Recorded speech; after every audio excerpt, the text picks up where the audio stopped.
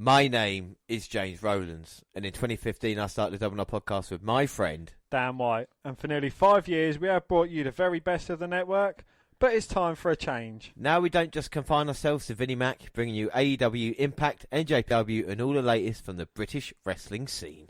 But we will still bring you all of our old favourites, including NXT Update and the Big Four events live. But tonight it's time for NXT Takeover in your house. The WNR are live.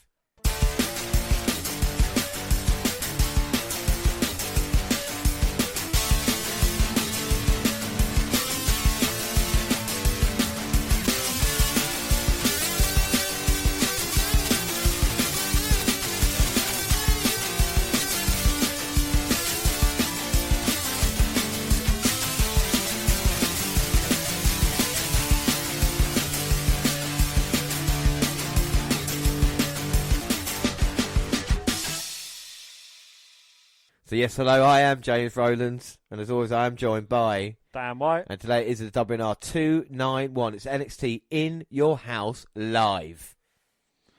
Well, for the past 4 weeks we have dedicated ourselves to watching NXT in preparation for NXT Takeover. Well, the time is now, and it's in your house. Dan, are you excited for the event? I am very excited. As always, I love NXT Takeover events. They cannot be topped by anything at all. No, without a doubt, no matter how much we build this show here tonight, for however long we're on, if it's 90 minutes or 2 hours, then the show will surpass all our expectations. Thanks to everyone who is listening and has interacted with us with the build-up for tonight.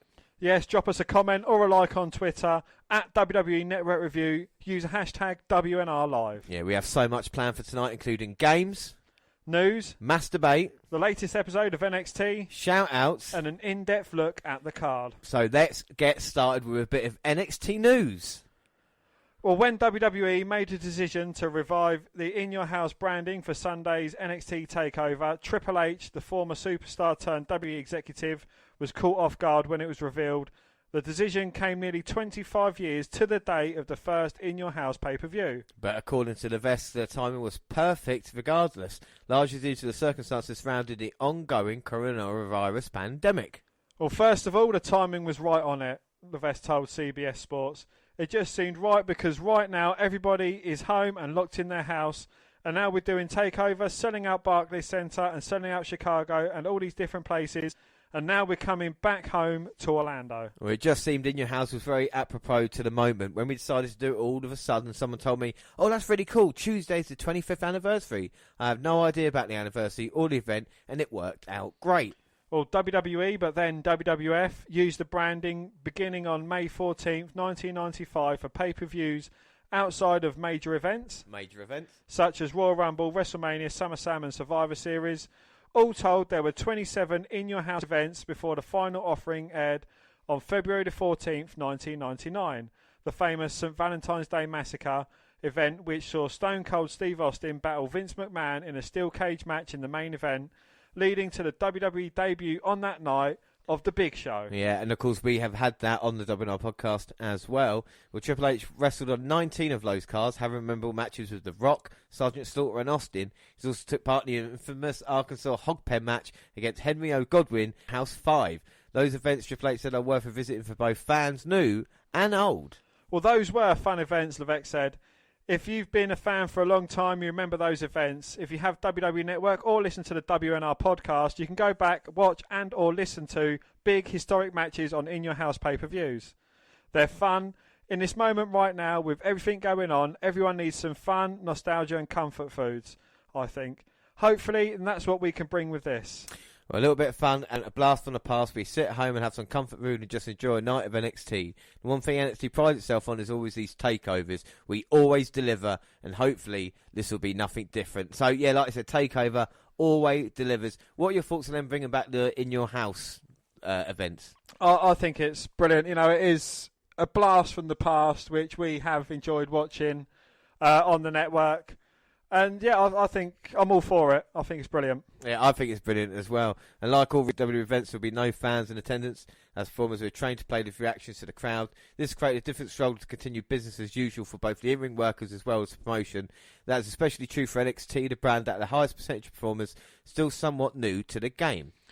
Well, look, I'm very proud of the product we've continued to put out, Levesque said. The one thing with NXT, we sort of had to drift along on the tail of Raw and SmackDown. So as things were moving, we were kind of different in the last of the movement.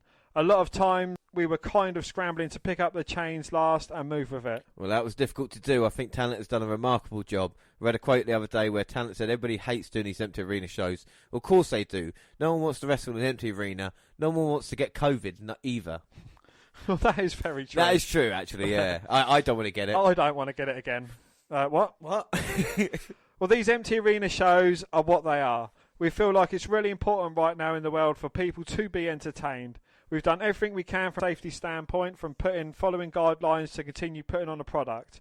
It's a different product, and it's hard for talent, especially in NXT, where some of the talent are younger and newer. Well, I can't even imagine if I've only been in the business for a couple of years and I'm just starting to get used to having a lot of fans at the shows, and now they take all the fans away. I'm expected to do matches still and put 100% into everything, but it's really hard. It's a tough thing. Well, everything we're taught to do is in reaction to where the fans are going and being reactive to that. You guide them and be reactive to that. There's nothing now to guide you and react to. It's really tough. This isn't going to last forever, and I'm a big believer the talent will rise to the top, the cream will rise to the top. If we continue to put out great shows, people will continue to watch. That's truly what I believe. Well, and Triple H is always going to talk up NXT, but I feel ever since what happened with the pandemic, like the first lot of NXT the first NXT update we did with the shows maybe wasn't as good, but I think the second NXT update has definitely improved now. They've got used to working kind of the way it has, and I think that's fair play to NXT. Like I said, the priority for WWE at the moment is getting the Raw and SmackDown shows done, and then I suppose Triple H is then saying, well, hang on a minute, what about NXT and everything else? So it is a difficult situation, isn't it? It is indeed, yes. But we do move on, and we're going to talk about Nigel Mcguinness. Well, WWE NXT commentator Nigel Mcguinness was reportedly furloughed as part of WWE's massive budget cuts in April, according to some Dave Meltzer, in the latest edition of the Wrestling Observer newsletter. Well, the cuts and furloughs reportedly resulted in an estimated monthly saving of $4 million, in addition to cash flow improvement of $140 million, primarily from the deferral in spending of the new W headquarters that was scheduled to open next year. As Wrestling Inc. first reported, WWE employees were told that the end date of the furlough is July 1st. Although it is subject to extensions due to uncertainties with the pandemic, and while the end date is subject to change, expectation is it will last fewer than 6 months.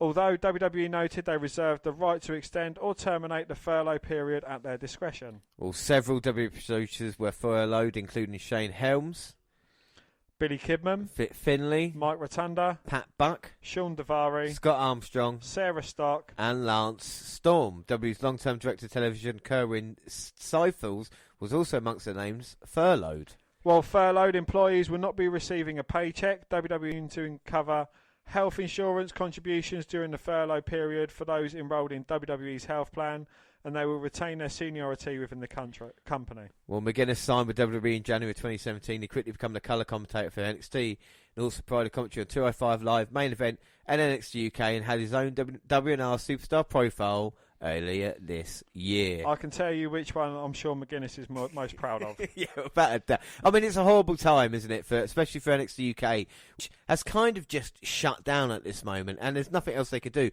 We've seen what's happened with Jordan Devlin and the Cruiserweight title with Pete Dunne as well, but at this moment in time, there's nothing they can do, is there, you know?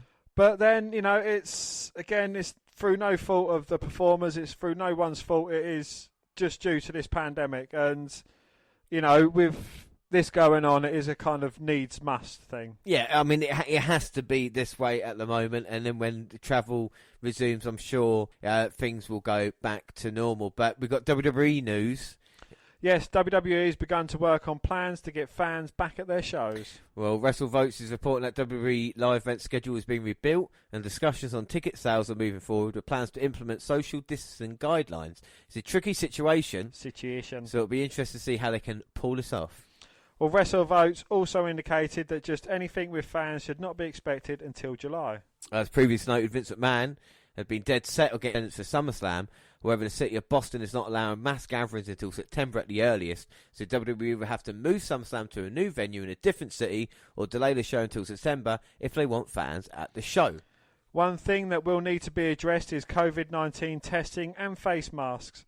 If WWE can get rapid testing and face masks for every fan who enters an arena for one of their shows, then it would be more feasible for them to run shows while reducing any potential exposure to the virus. WWE began using plexiglass at the Performance Centre this week to put some distance between NXT wrestlers posing as talent and the wrestlers in the ring. They may have something considered for when fans are allowed back to the show. But Dan, we have been to numerous wrestling events, and the WWE ones, and the bigger the show is, the crazier it is. How even queuing up for an event like this now is going to be almost I don't know how they're going to do it. Even at the O2, it's quite a small arena, but the queues. I mean, imagine that. Well, if you kind of look at getting into a supermarket at this current time, it is, I've been literally halfway round a car park waiting to queue in to get into Tesco's, and, it is slow moving, and you've got to kind of get your tickets, and everyone's going to be waiting, wanting to get in there. And the likes of us, we'll be queuing together. So, that'd be kind of two people with a space in between us. And then, there might be 3 or 4 friends together. So that'd be kind of, an even bigger space. And then, you've got to think about the merch stands as well, how people are going to get to them. It's going to take like 8 hours to get a T-shirt. It will. And, I think it's something that they should kind of put off until things have improved drastically. You don't need fans. I know they're missing out on ticket sales, but come on, what are ticket sales compared to the health and well-being of wrestling fans? Well, I suppose that. Do you wear gloves and a mask to a wrestling show? No, because I'm immune to it. I'm immune to all illnesses. Oh, are you? Yeah, I've never been ill in my life. Oh, I didn't know that. I'm sorry, I didn't know. Obviously, I would take every precaution necessary to protect myself and others. Well, it's something that we haven't seen in wrestling. We don't want to talk about the COVID stuff too much, but it's completely changed most of the entertainment side and everything else. When you look about the changes with all sport, and now they're bringing the Premier League back finally, aren't they? But we move on to the WWE Network. Well, WWE today unveiled the free version of the WWE Network, the company's award-winning digital streaming service, unlocking a vast portion of its content library. More than 1,500 action-packed WWE titles now available for free. 15,000. 15,000? The free version of WWE Network includes new shows, including Raw Talk, streaming Monday nights each week, immediately following Raw. Groundbreaking original series, including Monday Night War, Ride Along, Table for Free, Photo Shoot, and Story Time. Recent episodes of WWE's flagship programs, Monday Night Raw, Friday Night SmackDown, and NXT. Select historical events, WWE pay-per-views, and NXT Takeover events. Weekly WWE highlights, top 10, WWE's A Bump, WWE Now, the best of WWE, and the timeline. The launch of WWE's network's free version is a key component to our company's digitalisation strategy and a new way for all fans to be able to experience premium WWE content, said J.R. Donlan, WWE Executive Vice President, Advanced Media. As we continue to reimagine WWE's network, offering the free version will serve as a way to reach a broader group of consumers and allow them to experience the history and spectacle of WWE.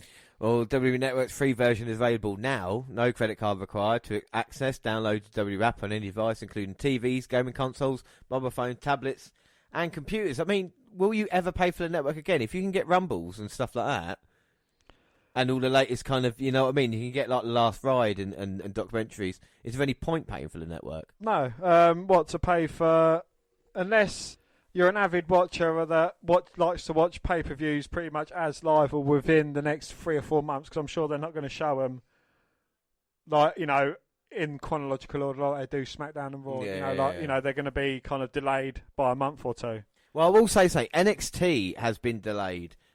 It's not getting on there for like a week and a half on the network, and I don't know why and what the problem is with that. I would say if anybody's paying a subscription and you just want the kind of basics, paying that And I'll tell you something else. Go to Impact Plus or go to... That's been really great. It's got some really great stuff. All the talent you're seeing now in WWE have had great matches there, and of course in AEW. And it's definitely worth like the £6 as well. So, and of course Rev Pro and NJPW, these other places, you can get 2 of those for the price of the WWE Network. Absolutely, yeah.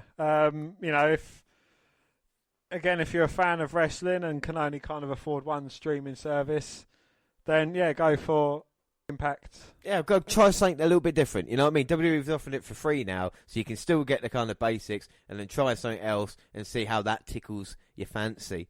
All right, we'll move on now. And fucking hell, we've got some serious stuff to talk to. We're going to get on to departures because we've not actually mentioned it on the podcast.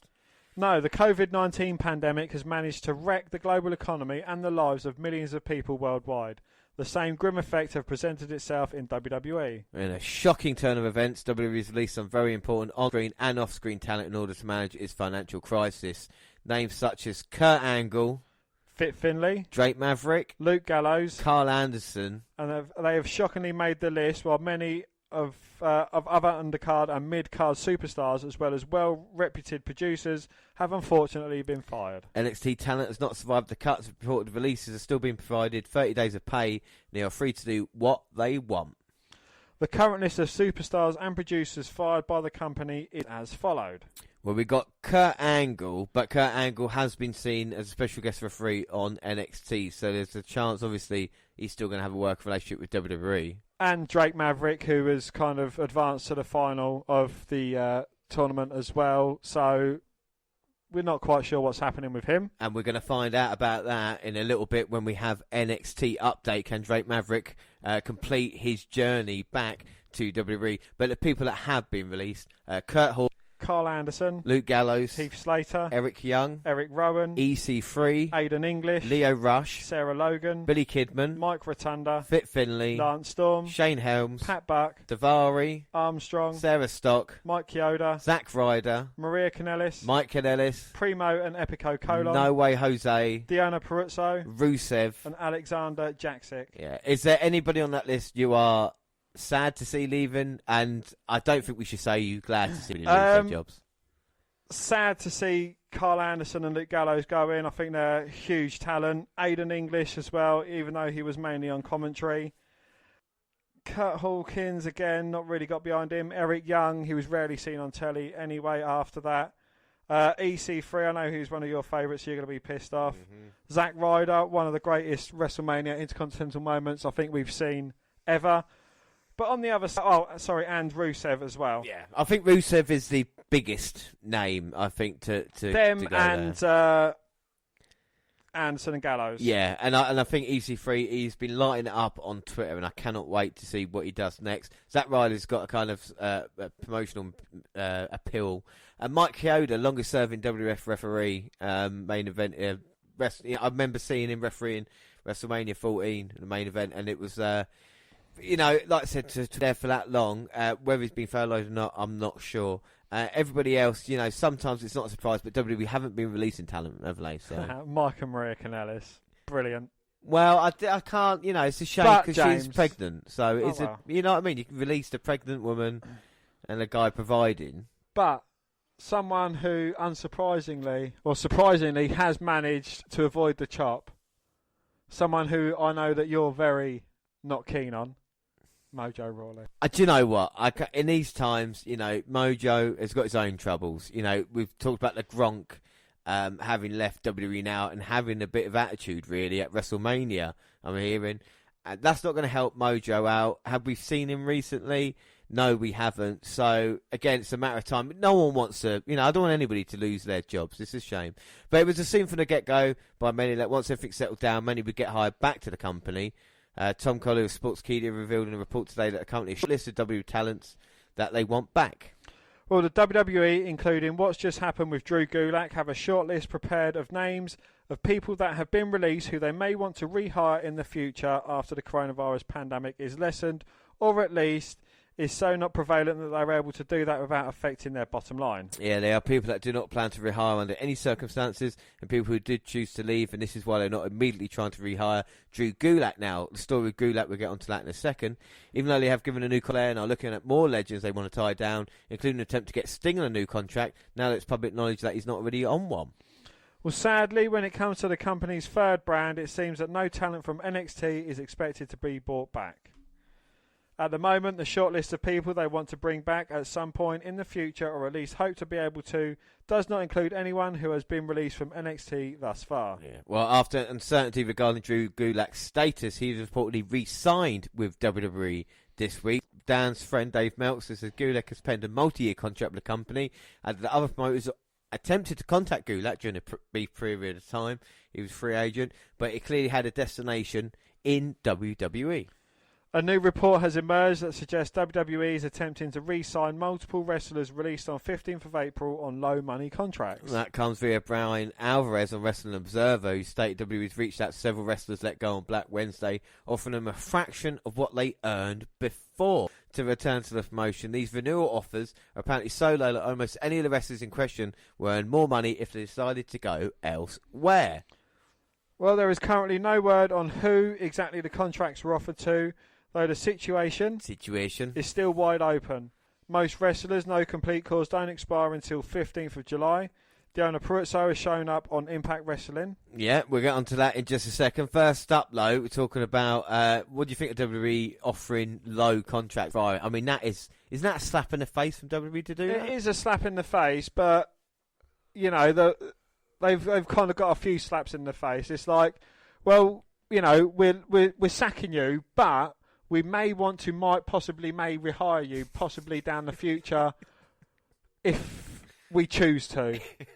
So, you know, that's like, well, you know, what do I do? I've always wanted to be in WWE. Do I wait around? Do I see what I can get offered elsewhere? Oh, well, what we'll do then is we'll offer you the lowest fucking contract we could possibly imagine offering you. I mean, I know it's kind of WWE saying, look, you know, we've got nothing for you at the moment. I mean, it's interesting, isn't it? I mean, and we talk about the talents that have left WWE, and we said Deonna Purrazzo has shown up in Impact Wrestling, but Impact have been very interesting recently, and they released a promotional video for the 2020 iteration of its long-standing pay-per-view event, Summerversary, teasing the Impact return of debut of multiple WWE superstars who were released from the company as a result of its pandemic-related cost-cutting. Well, the video shared to the official Impact Wrestling YouTube channel opens on a hooded figure watching a news report pertaining to the recent WWE firings. While World Wrestling Entertainment isn't outright named, the reporter does recite the promotion's infamous line of wishing released performers the best in their future endeavours. What follows is a quick collection of clips teasing 5 superstars fans can likely expect to see at Slammiversary 2020 in some form or fashion. These include multiple former Impact wrestlers such as Eric Young, Doc Gallows, known as Luke Gallows, Brian Myers, known in WWE's Kurt Hawkins, Maria Kanellis, Mike Bennett, or known in WWE as Mike Kanellis, and Dixie Kayfabe nephew himself, Ethan Carter III, EC3, once known in WWE as Derek Bateman. As far as potential debuts go, the promo also features footage teasing the arrival of wrestlers who have not yet worked for former TNA Wrestling, such as former Bullet Club member Carl Anderson, Doc Gallows' tag team partner in both WWE and NJPW. And footage of a Bulgarian flag is also seen, which could be teasing the arrival of former WWE superstar Rusev. I mean, what are your thoughts on that? I mean, me personally, fair play to Impact. Do you know what I'm saying? Absolutely, yeah. I mean, you know, it's kind of baffling to me while Anderson and Gallows aren't immediate up by All Elite Wrestling. Yeah. But, yeah, huge fair play to Impact Wrestling for kind of, you know, at least saying, look, you've been kicked out of your house, come and join us. Without a doubt. And the production value on the video as well was really good. And it's going to get us watching, you know, checking out Slammiversary to see who comes across. You know, I think it's really well done for them to strike whilst the kind of iron's hot as well. All right, we go outside of WWE now. And for WWE star Alberto Del Rio, I'm sure we've mentioned him once or twice in the news before. Yes, we might have mentioned him. We never had a song though. I can't say we did. We would never sing along to him. We never ever. Well, real name Jose Rodriguez Chuchuan, allegedly struck, choked and raped a woman earlier this month in San Antonio, Texas, per a police report. The next couple of news stories do get a bit dark, but stick with us because we are going to line it up with a bit of games and, of course, NXT update in a little bit. Del Rio was arrested and charged with counts of domestic violence and aggravated sexual assault. Well, TMZ Sports obtained a copy of the report which describes an attack and sexual assault that took place over 14 hours on May 3rd and 4th. The woman, who only speaks Spanish, told police Del Rio's attack began when he accused her of cheating on him. Well, Del Rio allegedly broke her phone and laptop for attempting to destroy her passport and then physically attacking and sexually assaulting her. According to the police report, Del Rio shoved a sock in the woman's mouth so she couldn't scream. When the sock was in her mouth, she could not breathe, the report notes.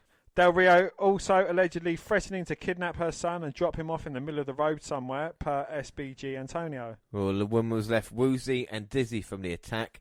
Del Rio, 42, has been on the independent wrestling circuit since leaving WWE in 2016. He also returned to mixed martial arts in 2019, losing to Tito Ortiz in about a minute. Well, Del Rio was involved in an incident with then-fiancée Paige at an Orlando airport in 2017. According to a witness who saw the argument, Paige allegedly called Del Rio abusive. The note contains language not safe for work. Obtained audio parts of the argument during which Paige says she wants to get the F away from Del Rio. No charges were filed by the police, but again, this is just, you know, especially seeing the dark side of the ring recently with Jimmy Snuka and the stories there. And again, innocent until proven guilty, I understand, but something has got to be done for, you know, not standing up, but it's just like, it's horrible when you hear this because you know in 6 months or a year's time, if nothing is done, we're just going to keep reading stories about this, aren't we, you know? Absolutely, yeah, and, you know, it is absolutely disgusting if these allegations are true. Yeah. But, you know, judging by past experiences and stories with Del Rio, they normally are. Yeah. All right, so we move on to deaths, and we start off with Kimura. Yes, Stardom Wrestling confirmed Kimura's death Saturday, with details largely unknown. Hana Kimura, Japanese professional wrestler who appeared in the latest series of the popular reality show Terrace House, has died. She was 22. Her organisation, Stardom Wrestling, confirmed Kimura's death Saturday. It said details are still largely unknown and the group was cooperating in an investigation and asked her fans to be respectful. We are very sorry to report that Hana Kimura has passed away. The organisation said in a statement, Kimura was found dead at a home, Japanese media said. Kimura became the target of massive bullying on social media over her role in Terrace House show on Netflix, which involves 3 men and 3 women temporarily living together at a shared house in Tokyo. The show was temporarily suspended due to the novel coronavirus. Well, in her latest Instagram posting Friday, she published a photo of herself and a cat with a message saying goodbye. Another posting carried a message, I love you, live long and happy, I'm sorry. Her death has triggered a wave of messages on social media against anonymous bullying and hateful messages. Well, Kimura's mother's Kyoko, also a famous pro wrestler, performed at the sold-out Madison Square Garden event by Japan Pro Wrestling and US Ring Honor. I mean, I don't want to take too long. I mean, it's horrible what's happened, but this is all due to the fact that she was getting bullied on social media, and especially with WNR using Twitter a little bit more, there is a real, talk about dark side to Twitter, where it's just people who kind of hide behind a facade or whatever it is, and just it's just venom and hatred. And I feel Twitter and Instagram and other places need to do something to try and actually say, no, it's not acceptable.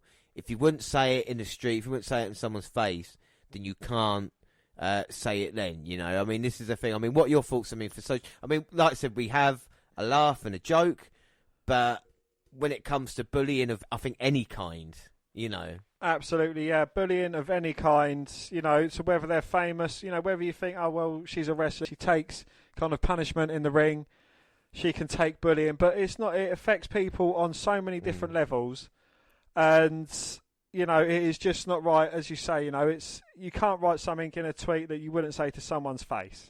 And this is the thing, and like, we've had it on the WNR with people, You know, don't get me wrong, not everybody will love you, but there's a rhyme and reason to it. You know, people are entitled to opinions and their freedom of speech, but when it is just kind of hatred and abusive, there is kind of no need for it, you know, and I think that is a shame.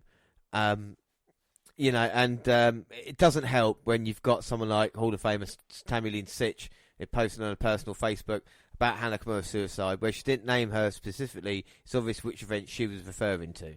Well, Sunny stated that she's been bullied and hated on by more arseholes than anyone in the pro wrestling business. She would never think about killing herself, because that would give them too much. Instead, she made a bunch of money, so her haters gave her power. Well, for the record, I've probably been bullied and hated on more arseholes than anyone in my business on social media. I've been called some of the most horrific names and words out there. Not once did I ever think of killing myself over it. I would never give them that much power. What do I do instead? Thrive and make more money and make them eat their words. Haters give me power. Well, Sunny did get out of prison, and 3 months later, she was making 6 figures on an OnlyFans page. That is what she is referring to when she talks about making so much money. Well, a lot of people online are angry about Sunny's comments, and they're calling out for applying at Hana Kimura while putting herself over. Well, needless to say, Sunny is getting grilled on social media again. It's ironic that she's being trolled over comments about a subject like this. There is no way we can condone anything about what Sunny said, but please don't let the circle of hate continue. Yeah, and this is the problem. You can disagree with it, and I think the best thing is just to block it out, you know? That's why there's a block feature on Twitter as well. Don't let the hatred in, you know? Go with what you want to go for. If it's any other of your followers retweeting something that you don't like, then either block them or mute it and just don't see it, you know? Absolutely, and, you know, by all means have an opposing opinion on, you know, people's thoughts, but not on a deep and personal level. You know, say if someone says, well, I like AEW and you don't like AEW, you know, that's it. You know, you comment, you don't like it. Yeah. That is it. You don't have to get into detail and then, you know, say, look, why don't you kill yourself because you don't like NXT? Exactly. We record the podcast and we move on, don't we, Dan? Exactly. That's the same. Me and Dan have argued about more things over time, but when it comes to the kind of basic stuff and the kind of the circle that you're in, I think that's important, but sometimes you kind of need to expand the circle as well and kind of give others a chance. That's understandable. And it's been a fucking horrible time. You know, not only the COVID-19 and the kind of Kimura passing as well, but we had fucking Shad Gaspar as well. And this is fucking just horrible, you know? It is, yes, indeed. Yes. Shad Gaspar's family and friends gathered Friday evening to remember the late WWE star. He was 39. Well, the memorial was held at Los Angeles Venice Beach. TMZ reported Gaspar went missing for the same beach after he got caught under a strong current while swimming with his 10-year-old son, Araya, on May 17th. Rescuers located the child, who did not require hospital transport, but Gaspard was found dead nearly 3 days later, the LA County Coroner's Office previously confirmed to People. Over 500 people showed up tonight to celebrate Shad's life. Fellow pro wrestler Brian Alvarez shared from Friday's memorial alongside a photo of Gaspar's loved ones gathering around a flower sculpture spelling out his name. Taya Valkyrie, another wrestler, posted her own tribute to Gaspard and shared the photo showing dozens of candles lit on the beach. This week has been extremely hard. Tonight together to remember you at Shad Beast. She wrote, you were there with us, smiling down on everyone that loves you. You impacted so many, and tonight was proof of your power in life and beyond. Well, no filter from tonight's memorial. Beautiful evening to celebrate our friend, said our friend Joey Ryan. And what's tragic about this is you know, he's swimming with his son, and he said to, like I said, the Coast Guard, he goes, no, make sure you get my son. Make sure my son is safe, and then worry about me. And that is a kind of a hero, you know. Say what you want about Shad Gaspar, if you knew him personally or not, if you liked Crime Time, if you didn't, if you followed him afterwards. That kind of heroic action is just incredible. What are your thoughts on it? What are your thoughts on Crime Time and Shad Gaspar? Yeah, absolutely brilliant. You know, one of the matches I've seen a fair few times because, you know, I only had, this is before the network came out, I only had a few DVDs, but there was one, it was just after Crime Time fell out. Shad Gaspar and JG having a strap match because they were strapped together for so long, and Gaspar came out and he's like, it's my time.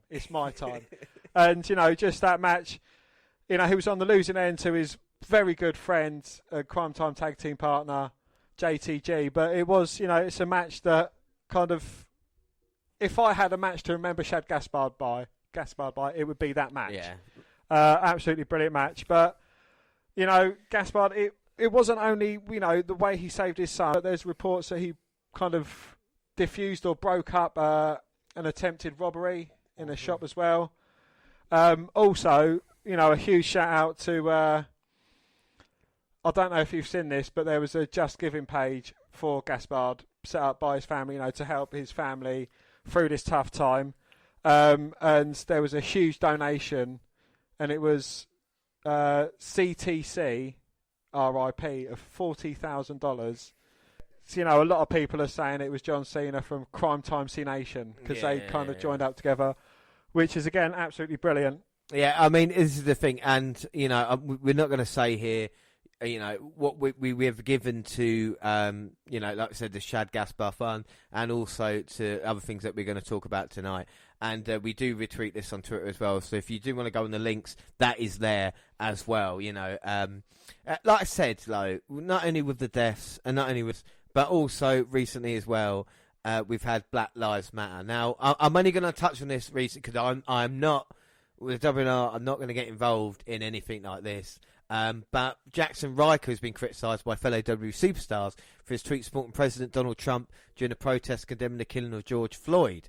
Floyd died while being restrained by Minneapolis police, with video showing an officer continued to press his knee against his 46-year-old neck while he was on the ground, pleading that he could not breathe. The tragic incident, which was declared a homicide in an official post-mortem examination, has triggered widespread protests as well as high tensions as a result of police killings of African Americans. Well, Trump has been criticised for his reaction, and instead of opting for a diplomatic approach towards certain riots, the outspoken US president took to Twitter where he warned protesters in Minneapolis he would deploy the army and wouldn't hesitate to order to shoot them if the situation escalated.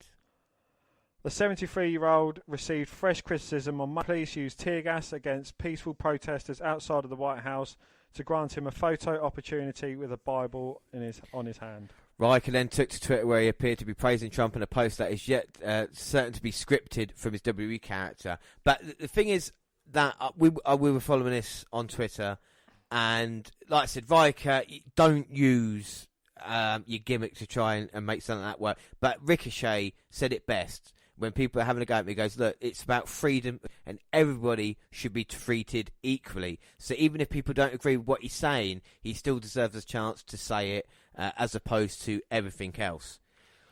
I just want to say something quickly. We are not here, right, to talk politically. And I just want to say why we feel involved. There was a tweet the other day from our Twitter follower. And we'll be talking about, you know, certain things if you want to see on the podcast. And he said, at the moment, it's crazy. At the moment, he looks out and he sees the streets, you know, on fire. He sees all the rioting. And he closes his window and he turns round and he puts the WNR podcast on just to get away for 90 minutes or 2 hours. And that's what we're here for. We are not here to kind of talk about kind of really serious things. We are here to try and make you laugh. We try and make you entertained and enjoy for however long it is, whether it be 90 minutes, 2 hours, 3 hours, whatever it is, every week. That is what we're going to try to do. Of course, Black Lives Matters. This is what we're trying to say. We're trying to bring it to. We are not going to, like I say, with this, we're not going to try and get involved in anything like this. We are going to retweet what we can.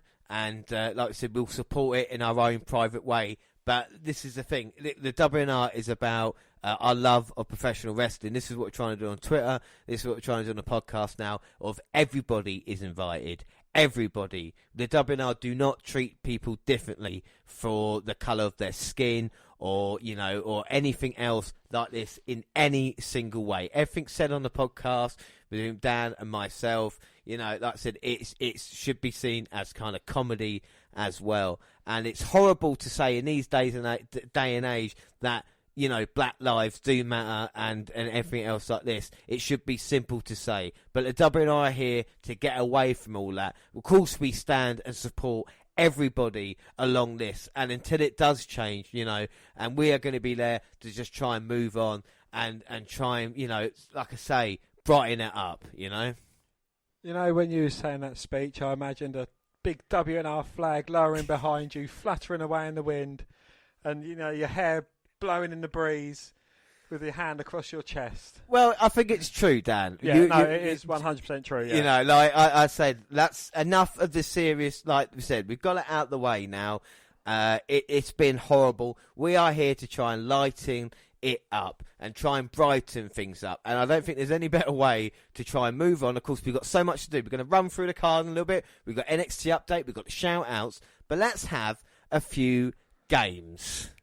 Now, games, Dan, I mean, people that maybe never listened to the WNR podcast before, we have quite a few games that we do play. We do, yes. But one game that has kind of always stuck with the WNR podcast, and that is Elephant or F1. I absolutely love this game. It's my favourite time. The live shows, we can dust off this old beauty. What is Elephant or F1 for anybody that doesn't know? Well, Elephant or F1, it's a very simple game. You can play it at home with your friends, family. You can take it to school. You know, you can take it to work with you. You can do whatever you like with it.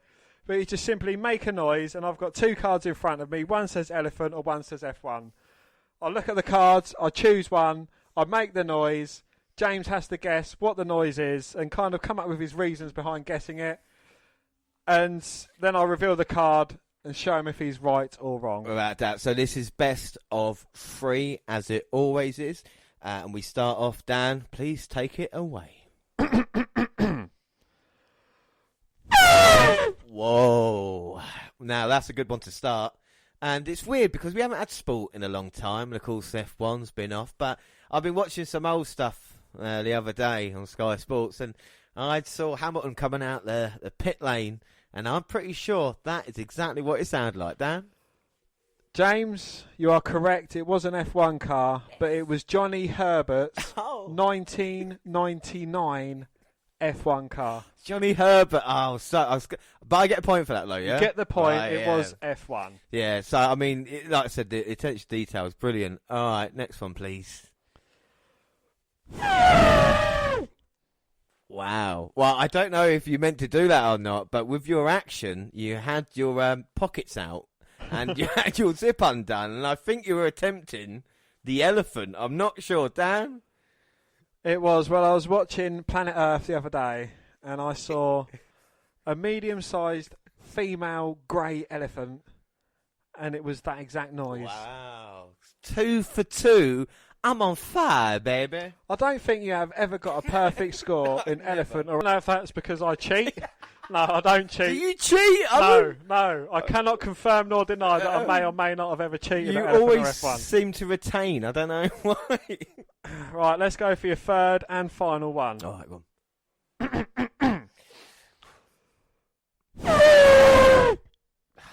Do you know what annoys me more than anything else sometimes? Is when people listen to this and goes, it is so obvious what that sound was. But it's not obvious because that's a man making the noise. You know, we've got no machines here. We just make fun noises with our mouths. And I feel that is definitely an elephant, Dan. James, you have never got a perfect score in Elephant or F1. Ooh. And tonight, that doesn't change. Oh. It was an F1 car pulling into the pit lane. Oh, wah, wah, wah. So close, yet so far. And the look of disappointment is reward enough for me. It's almost worse than losing a pay-per-view prediction to you. And, of course, there'll be points on the line as we go along. But talking about points, we always do it for takeovers. Now, Dan, I've got a test for you. You have been watching NXT with me since 2015, right? Very simple now. I've picked out 3 takeover events. I only want you to name or tell me what the main event was. Can I ask questions? Can I ask what the other matches were in the event? Can I ask the year, the date? Yes, if I remember. Right, okay. Right, okay. So you're trying to test me on things that you may or may not remember. Yeah. No, I know what the answer is to the main events. Okay. All right, so we start off, and it is, Dan, the very first NXT Takeover Brooklyn event. What year, please? This is 2015. 2015. And if you can give me the 2 main events, I'll be quite impressed. Would it have been Sami Zayn? No. Bit before then. 2015, our first year. It wasn't when Rollins was champion. It would have been a bit after you are then. so out. Yeah. No. I'm just you're trying. I'm working out in my sorry. own little timeline head. Would it have been when Neville? No. Right. So first year, what was most impressive about first year? We started watching NXT. Joe Watch. So Joe. Balor. Yes. Owens. So Balor and Owens. How did you get that? Yeah, in a ladder match. It just come to me. And the women's division, the women's title match. Who can remember that? I mean, that's on our WNR match of the year. Bailey versus Banks. Yes, there you go. You see, didn't help him whatsoever. Well done. There you go. Takeover Brooklyn done. Next take. That's one. Next point. Takeover San Antonio, and I'll give the year. Okay. 2017. And if you want a nudge, I can give you the month. Takeover San Antonio. 2017. So that would have been. It would have been before. It was a bit before Drew McIntyre. Yeah. So that would have been. Should I give you the month? Give me a month. It's in January. January So 2017. Royal Rumble. Yeah. Time. So Royal Rumble was the night after. Probably two of the best events we've had back to back. Gargano and Ciampa. No. What event did I go mental at? Drew McIntyre. No. Come on. His name is on the tongue. It is someone that you love. Yeah. You absolutely adore. Yeah. He's glorious. Yes. Bobby Roode winning the NXT Championship. Yeah. Who did he beat though? I have no fucking idea. Yes, you do. Who was champion? Bobby Roode. He was face. We saw this guy. We didn't see him in NXT because he got called roster, and he did win a Royal Rumble. That I'm giving that to you. He's won a Royal Rumble. Yeah. Who's won the Rumble the past 3 years? You get your answer. Nakamura. Yes! Fucking hell! And Dan loves NXT more than anything else. I do, but names and places. I know names and places. That's what I'm here for. All right, final one. Takeover 25. Yeah, please. Seen it last year, 2019. Yeah. Has it been in the last year? So was it be Adam Cole? Yes, it would be Adam Cole. He defeated Ali B. No, Chum. No. Gargano. Yeah, what? Johnny Gargano. That's something that's amazing. Yes. Yes. So what is Takeover 25? It is Adam Cole, Johnny Gargano for the NXT Championship. It's a shame this is live, because if I could edit it, you would sound like a straight away. Oh, I know, but I'll get there in the end. All right, Dan, so get your phone out. We're going to play a little game with me, because I like showing off. Okay. And the reason we do the podcast is because I know so much about professional wrestling. No, I'm joking. I'm humble, but we do this because I do watch a lot of wrestling. And a lot of... Wrestling, yes, Dan, just wrestling. But even more... No, wrestling. I watch wrestling. Yeah, but you've always got... No, wrestling on. It's wrestling. I don't watch any of the other stuff. Okay. It's my wrestling hub, I would say, that I go to and watch. You go to a wrestling hub. Yeah. All right, so in your house events, 1995 to 1999, that's how long they went. I just want to name each one. Ready? So you got in your house 1, in your house 2, 3. Do I get it? No. No. No. Oh shit. All right. So in your house 1. Oh god, it hasn't got a name to in your house 1. No. Main event was Sid and Diesel. It was in the worst match ever. In your house 2 must have been Sid and Diesel again. Yes, but the title of it was in your house. Oh God Almighty. I have no idea. It's 2.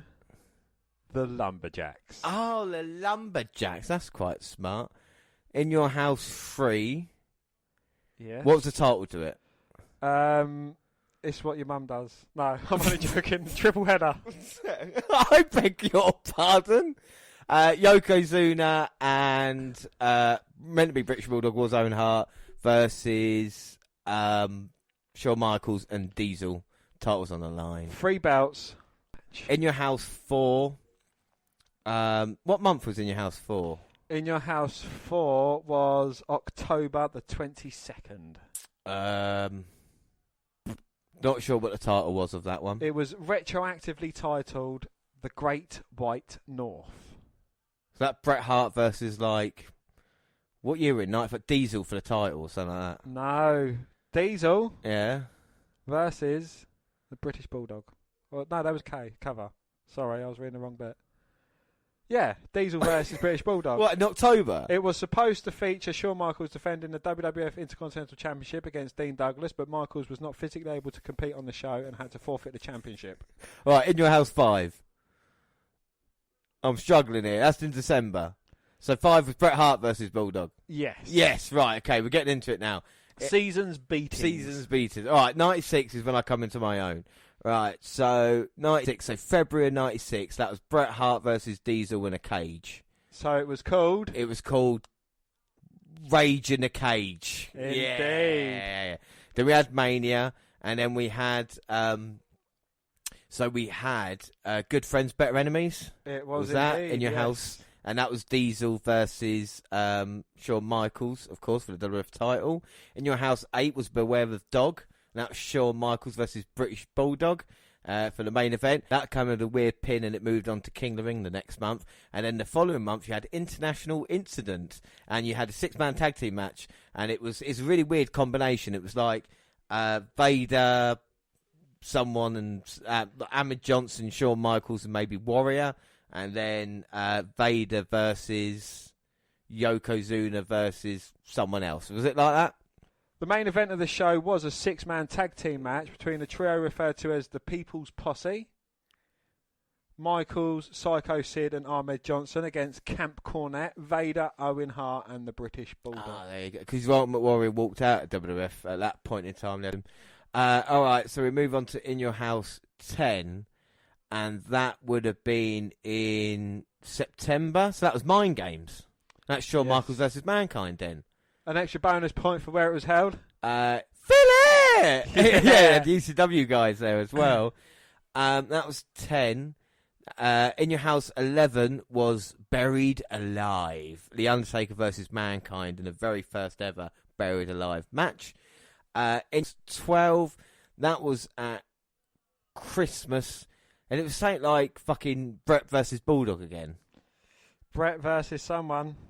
Bret versus Psycho Sid. Yes. Sharpshooter versus Powerbomb. Sharpshooters, that's 10. And then we go into 1997. February 97. One of my favourite In Your Houses. Final 4. You had Vader, Stone Cold, Bret Hart, and Undertaker, and all 4 for the WWF Championship at that point. Right, so that's In Your House. So what's the next In Your House? What number am I at? 14 is the next one. Oh, God. So that would be in April. So that was Revenge of the Taker. And that was Mankind versus Undertaker In Your House. Mankind went through the table. Really good. Next In Your House was A Cold Day in Hell, Dan. And that was Stone Cold versus The Undertaker squaring off for the first time on WWF pay-per-view, weirdly enough. And then in... Right, give me the In Your House number, and I'll see if I can... 16. So 16... Canadian Stampede. Who can forget about that? One of the greatest fucking In Your House events. Maybe the greatest In Your House event, which was fucking brilliant. And then you had, 97. What would the main event be, though? What, in Canadian Stampede? Oh, sorry, you had the Hart Foundation, Bret, Owen, Neidhart, Pillman, and I'm forgetting one of them, British Bulldog, versus Austin, Legion of Doom, Shamrock, and I want to say Goldust. It was, yeah. So that was that one. And then we move on to the September event. And this is... I've got this upstairs. This is Shawn Michaels versus The Untitled... Ground Zero, it's called. I fucking saw the video in my head then. The next one was the very first videotape I ever got bought. In Your House, 18, yeah? Bad Blood. Undertaker, the cover is him holding the head of, like, the Undertaker. It's the fucking most fucked up, gnarliest thing I've ever seen in my life. In Your House 19 was In Your House DX. Shamrock versus Michaels for the WWF title was the main event of that, weirdly enough. And then on to 1998, because I know we're taking up loads of time. 1998, No Way Out, February. And that was another weird tag team match. It was Savio Vega involved with Shawn Michaels, New Age Outlaws, going against, like, Austin, Terry Funk, Mankind, and Owen Hart, I want to say. And then, of course, April, we had WWF Unforgiven, which was the Inferno match, Undertaker and Kane. Austin, Dude Love main event. The main event of the following one, which is Over the Edge in 1998. Fully Loaded, 1998, you had Austin and Undertaker versus Mankind and Kane for the tag team titles. September, you had Breakdown, which was in Canada. Edge versus Owen Hart was a great match on that one. And it was triple threat match, Kane, Undertaker versus Austin for the titles. In October, Judgment Day, Kane versus Undertaker with Austin as a special guest referee. Rock Bottom was the one in December, when it was Undertaker and Austin in a Buried Live match. And last but by no means least, the February 1999 In Your House St. Valentine's Day Massacre. Now, I know I fucked the first couple up, but come on. I doff my cap to you, sir. It was, very well done. And if anyone has any questions to stump this man's encyclopedic knowledge of wrestling, I challenge you to... A duel, sir. A duel, yeah. Well, there we go. All right, so we'll move on, and it's NXT Update, and it's June 3rd. We have been following Drake Maverick's story in NXT. Can the dream come true tonight? I don't know. Mauro Ronaldo, Beth Phoenix, and Tom and Todd Phillips welcome us to the show. The crowd is cheering for the Hill, who enters first for the kickoff. Yes, and that is Candice LeRae versus Mia Yim. Well, LeRae pays for arrogance at the start, but after a penalty kick from Mia, she gets caught with a kick. Candice flurry leads to a near fall after 3 sentons. Yim back in the corner, and she's able to power her opponent into the corner and hit her with a cannonball. Action spins to the outside, but the HBIC blasts LeRae off the apron with a forearm. She follows that by swinging her into the barricade, and they're brawling on the ramp when the referee counts his 10. So Candice LeRae versus Mia Yim ends in a double countout. Yeah, and it's chaos after the bell with Dakota Kai and Raquel Gonzalez joining Candice, which brings out babyfaces Tegan Nox and Shotzi Blackheart. Johnny Gargano runs in, which brings out his takeover opponent Keith Lee. After helping up his lady friend, the North American champ and Yim charge the ring.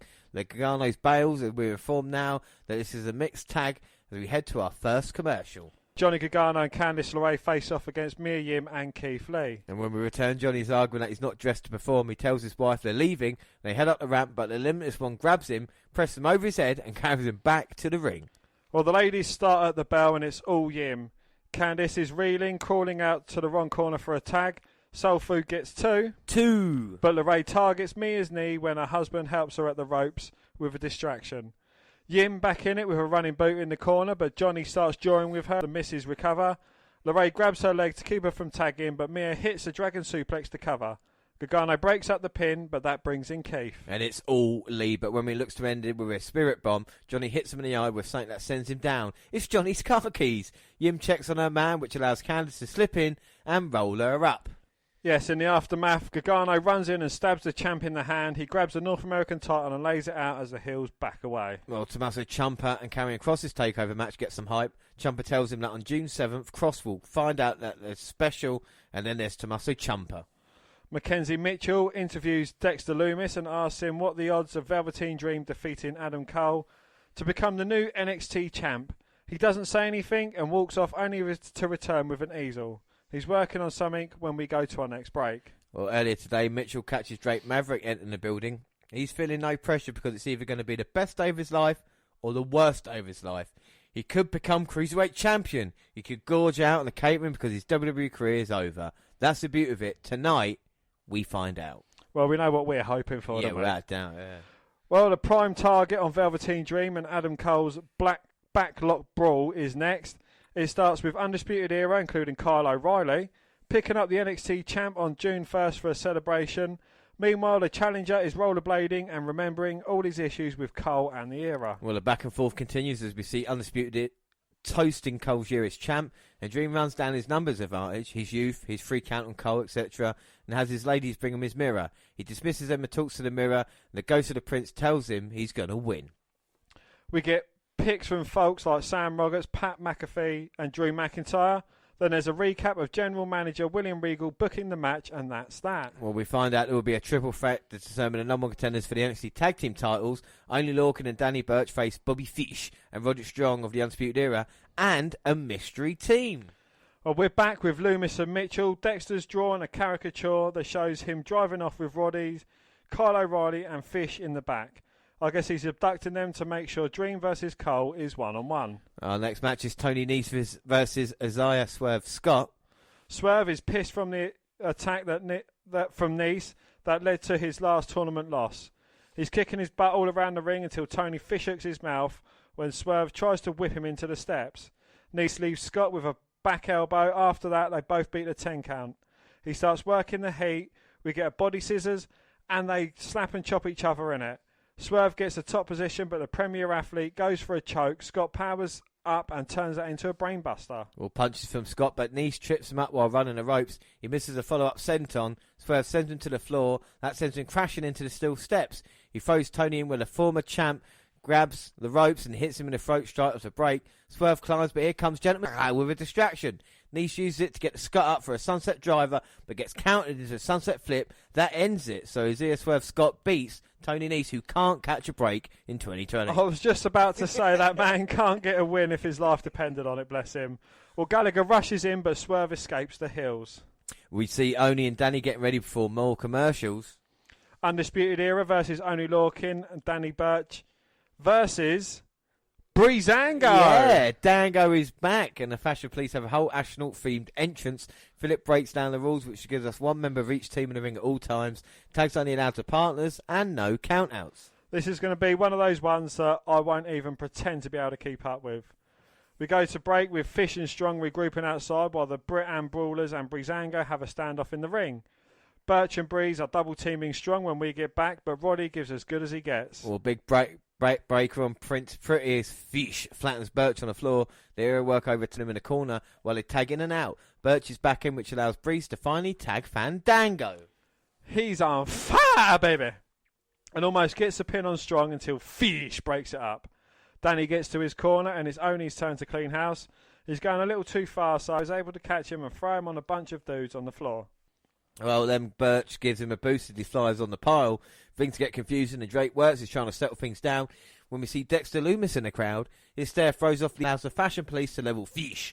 Dangle with a leg drop off the top, and that is it. Well, Breezango defeated the Era and Lorcan and Burch via pinfall to become the number one contenders, if you can believe it. Wow, where Imperium are out to stare down the goofy dudes while they celebrate. Malcolm Bivens leads into Sherd to the stage, and Fabian Eichel and Marcel Barthel look back and forth between the two teams as the segment ends. We see Chelsea Green firing Robert Stone last week, and then it's back to action. And it's a liar or versus Santana Garrett. Well, back elbow and neck breaker from Malia, and a disheveled Stone makes his way to ringside. The heel is in control until Garrett backs Malia into a corner. She ends it a few seconds later with a handspring moonsault. Yeah, Santana Garrett gets the win, and Stone can't believe it. Our next prime target is on the women's title. Io Shirai's in the water, talking about the strength she gets from being alone. Rhea Ripley is getting up early to go to the gym. She talks about how great her 2019 ended and how rocky her 2020's been. Well, Charlotte Flair's practicing in the ring, talking about how she's NXT homegrown. Rhea gets some more time talking about Sunday, while Talking Heads covering her decision to challenge Flair after the Royal Rumble. Those same people talk up Shai as one of the best in the world. It was a very good hype piece. And up next is Cameron Grimes, my pick, my man, versus Bronson Reed. Well, the bigger Reed's dominates, but after being dropped out of military press and sent on, Grimes grabs the ropes and uses that as an opening to land a few shots.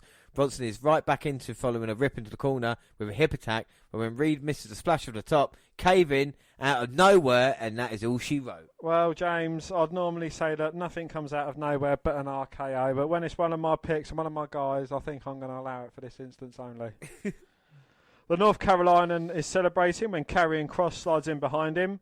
Grimes bails and Kross hits the Doomsday Sato suplex on Reed. He delivers a warning to Ciampa TikTok. Wow. Well, we learned that the women from the post-count-out brawl that started the show will be in a 6-person tag match at TakeOver. It's time for the main event. Yes, and it is El Hijo del Fantasma versus our new man, Drake Maverick. Come on, Drake, you can do this. Well, Fantasma offers his hand and Drake accepts, only to get rolled up. Larger man remains in control, occasionally working the arm, which Kushida injured last week. Maverick with a head scissors takedown to get back into it. The action spills outside and Drake launches an attack from the apron as we hit another break. Well, the Bret is in control, landing punches in. We return. Maverick kicks out Fantasma's knee and then hits a drop kick for 2. The luchador rolls out, and when Drake follows, he gets hit with a sit-out powerbomb on the floor. Maverick screams in pain, but kicks out of a cover back in the ring. Fantasma locks in the Romero special and stretches a release superstar.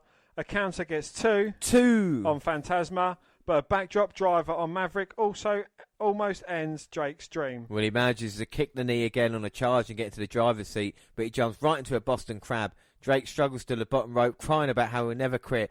Fantasma lets him get to his feet, then hits another set-up powerbomb that gets 2. Drake pumps himself up, which only angers his opponent. Fantasma screams at him, but Maverick reverses the whip and raises down, blows. Bulldog followed by an elbow drop, but that only gets a 1 count. 1. Jawbreaker and spinebuster from Fantasma. He climbs, but Maverick catches him with a flying elbow. He's on the apron when the luchador grabs his hair. They battle up top and hit strikes at the same time. Fantasma falls all the way to the floor, but Drake falls into the ring. Well, the minivan luchadors are here. They go for Fantasma, but Maverick dives on them, not want anything to taint his win. But when he gets in the ring, he gets hit with a super kick and Phantom Driver. El Hijo del Fantasma unfortunately defeats Drake Maverick via pinfall to win the NXT Interim Cruiserweight title. And you see, Drake, he didn't want to beat class dispersion. He wanted to win straight up, and it cost him. That's a huge shame.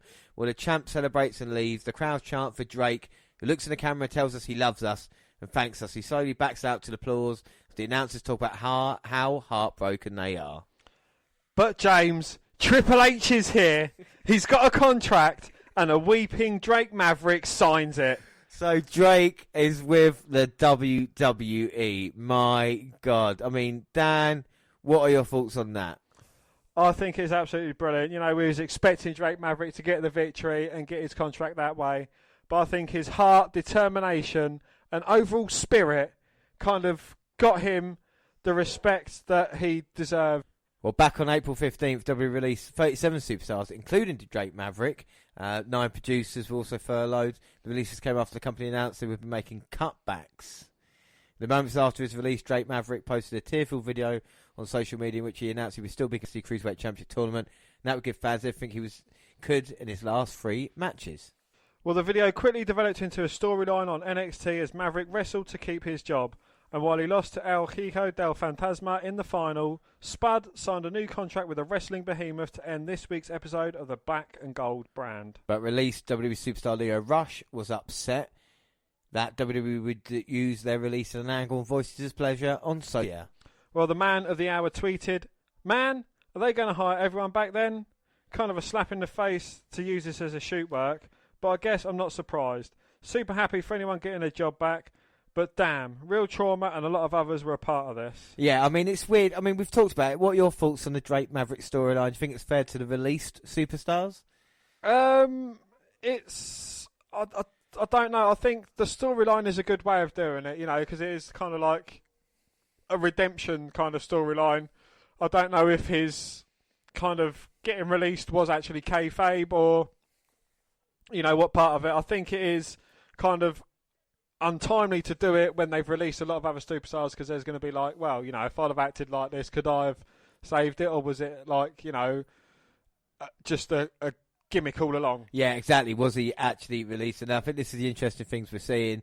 And to be awarded a contract, it'd be interesting to see what they do with Drake Maverick in 6 months to a year, like we talked about, where they actually had planned. But speaking of NXT this week, in this week's edition of Wednesday Night Wrestling Ratings War, AEW Dynamite topped NXT once again.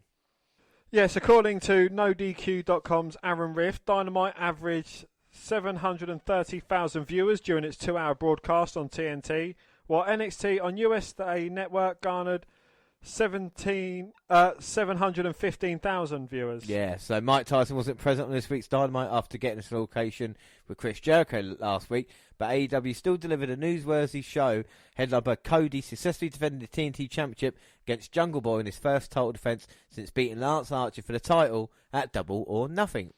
Well, Dynamite also opened with a title match as Kenny Omega and Hangman Adam Page retained the AEW Tag Team Championships against Kip Sabian and Jimmy Havoc. And there were also a couple of key promo segments on Dynamite, including AEW World Champion Jon Moxley confronting Brian Cage ahead of their match at Fyter Fest. FTR spoke for the first time in AEW as well, before getting into an altercation with the Butcher and the Blade.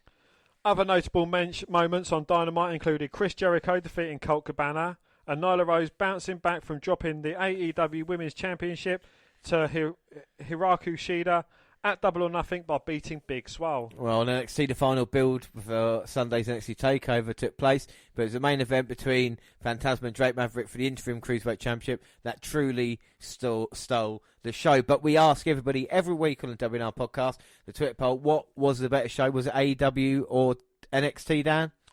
Well, the result came in and it was AEW 60% to NXT's 40%. And I don't know why, but AEW has won every single show for the past 4 weeks. Well, the show's better. I don't know. You know, we watched Dynamite, watched NXT. We let you decide. But, of course, we had comments as well. Yes, Dean, or at Rauho1980, said AEW. Yeah, and Jacob RPD Barton at RPD Jacob says AEW as well.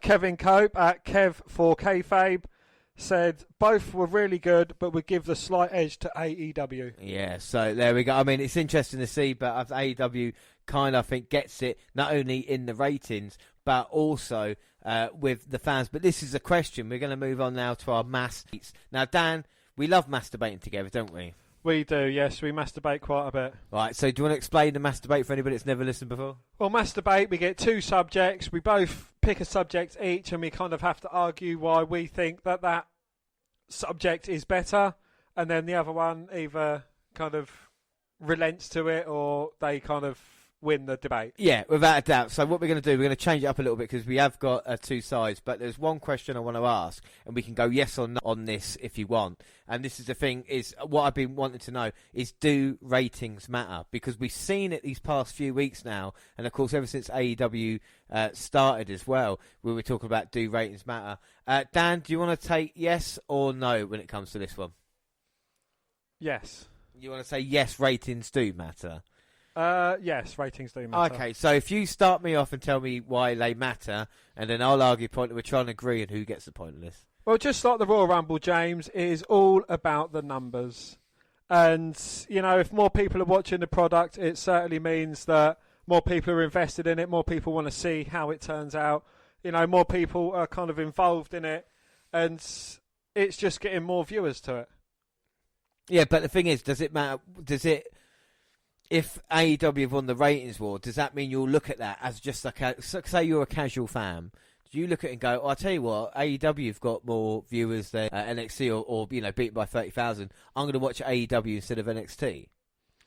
Well, if I was a casual fan and I didn't have any allegiance to the one or the other, I would look at the ratings and I'd say, well, if AEW has been having more fans and watchers throughout, it must be a better product.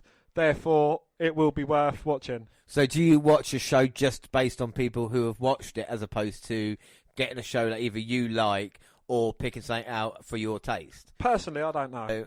No, I was like, but it's like a TV show.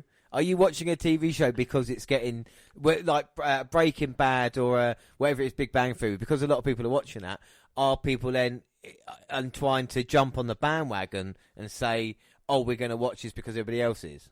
Well, if it's getting a lot of viewers, a lot of people enjoy it. So if I watch something and I enjoy it, then I'd recommend it to other people, then they'd watch it, and then it would go like that. So it would get more viewers in, and if it's good, it's worth talking about. If it's crap and not worth talking about, then it wouldn't get as many viewers. So this past month, what have you enjoyed more, NXT or AEW? I would probably say that I've enjoyed AEW more. Oh, fuck off, have you? You only say you cannot lie during a masturbate. You never said that. No, you never said that. You gotta be.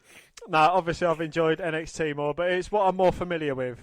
So ratings in your mind don't matter because you're going to watch NXT because you're enjoying it more anyway. I'll watch both of them though. Yeah, I know, but you're more inclined to tune into a program once it kind of catches you, no matter what it does. This is what I'm saying. The amount of arguments on Twitter and around for people going, AEW beat NXT or NXT beat AEW in the ratings, it just seems silly because it's, for me, right, and call me crazy here, Dan, if there's 700,000 watching each show, that means, like you said, there's about 1.4 million wrestling fans.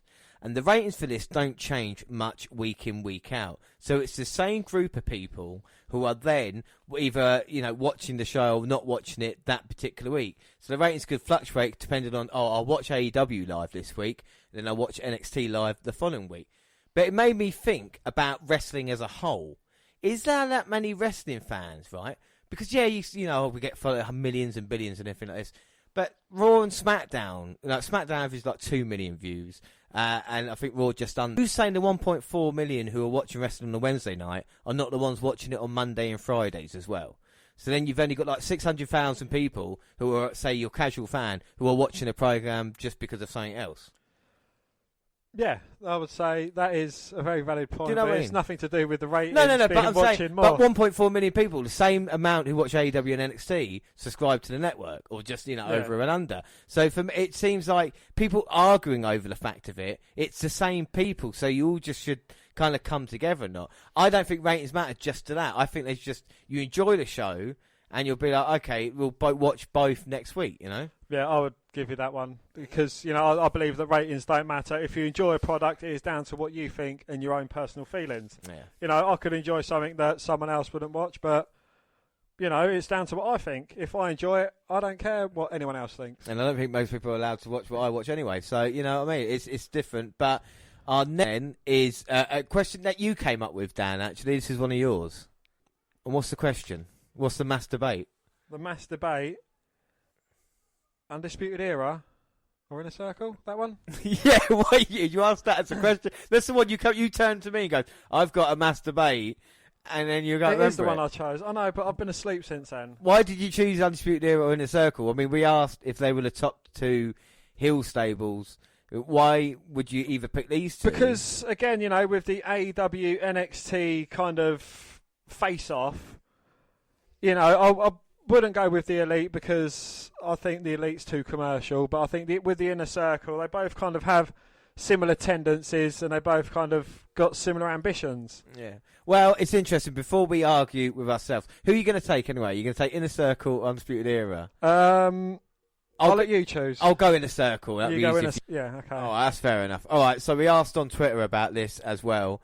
And Brandon R. Scans, who's been really active with us recently, we appreciate you, our follower of the week, said, honestly, I feel like members of the Undisputed Era have a more natural connection. They've had their interpersonal feuds in the past and are still a faction. I feel like if the Inner Circle had issues, it would just be, as John Milton coined the term, pandemonium. What a great tweet. Well, Brandon, you just took the first line of my my argument, my debate. Yeah, we can mass debate against this together. Right, what about anybody else, Dan? Well, Kevin Cope said, what about Imperium? I think I would take them over both. Wow, that is, I think, a debate for another day, especially now being NXT Tag Team Champions.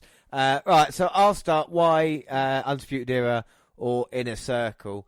I'm going to pick Inner Circle because I feel, just from now to a lot perspective, I feel in a year's time, Inner Circle will just be heating up and getting to the best, and I think the Undisputed Era might have passed that. I think we've seen the way WWE treat people coming up from NXT, and we've seen it with Sanity before, we've seen it with, apart from my recent ones of Forgotten Sons, Undisputed Era will not get treated the same way in the main roster as they do in NXT, and I think that's going to be to their detriment. I think Inner Circle, I think we saw with a Stampede match, if it was going to end anytime soon, it would have ended after that match with Dynamite fallout, with them saying, oh, hang on, go our separate ways. Because they're staying as a team, I think Santana and Ortiz are a great tag team in their own right. Sammy Guevara, you've changed your thoughts on him recently, which makes me pay attention as well. I think Sammy Guevara, he's an annoying prick, but he can move in the ring. You can't deny that. You've also got Jake Hager, who I like, because he's kind of come in as an MMA fighter and not kind of been the kind of person we've seen. He's just kind of got on with it. And yeah, he might have faded in the background a little bit, but he did have that match with Moxley. And of course, Chris Jericho, who just keeps reinventing himself as well. And another thing I like about the Inner Circle on Twitter is Sammy Guevara now posting images of what stuff he can outrun, which is just genius, you know. And I feel that way. And I feel Inner Circle are going to get stronger. The Undisputed Era won't. I feel, you know, with the Inner Circle, if it wasn't for Chris Jericho, no one would give a flying fuck about the Inner Circle. But, you know, you take away one member of the Undisputed Era, you know, when Bobby Fish was out injured, they had to replace him. Yeah, he was irreplaceable. You know, they had to bring in Roderick Strong to kind of keep the unit together. You know, and they've kind of added Roderick Strong, you know, when Fish come back from injury. Adam Cole, he is a phenomenal athlete. You know, we've seen what he can do in New Japan Pro Wrestling. The tag team of O'Reilly and Fish, I think they would wipe the floor with LAX or no, I disagree. That Santana and Ortiz have had great matches, and I feel they are a better tag team than Riley and either Fish or Strong, because, like you said, they've had two tag partners there. You couldn't add a member in a circle. You couldn't get rid of a member now. You know. Well, as I was saying, the comedic value of O'Reilly during a match would kind of, you know, that would bring more eyes to it. Jake Hager, I don't think he's ever going to be anything more than a henchman. He is quite a henchman, isn't he? He's not going to be anything more than the Inner Circle's henchman. Sammy Guevara, he is annoying, but, you know, again, none of them can speak bar Chris Jericho. Yes, he is a legend on the mic, but Jake Hager doesn't speak. So who's got more talent as a group? I think Inner Circle have got as more a whole, talent. I would say